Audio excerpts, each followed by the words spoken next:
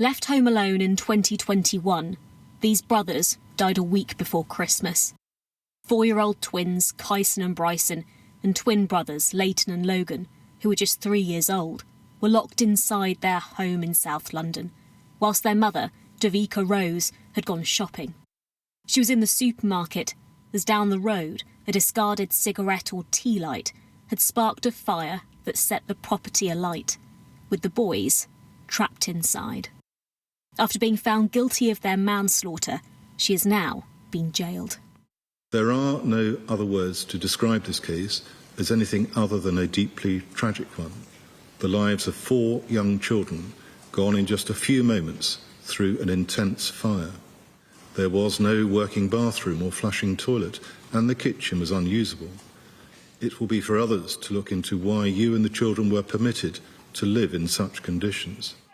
The flames spread so quickly that night because of the amount of rubbish and human excrement in the home. When the firefighters got inside, they found the children's bodies under their beds. Their family have been traumatised by this lasting image.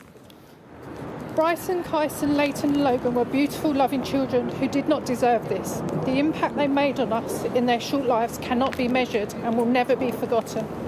We miss them every day and will always hold them in our heart.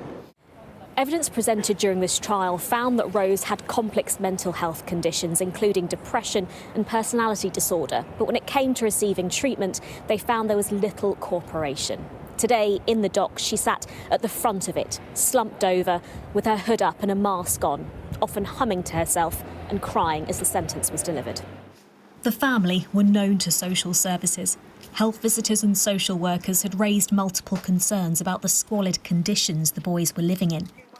Despite criticism they missed opportunities, the head of Sutton's Children's Services said a review into their care did not query the professional practice, and the government's national panel agreed that a local child safeguarding practice review was not required.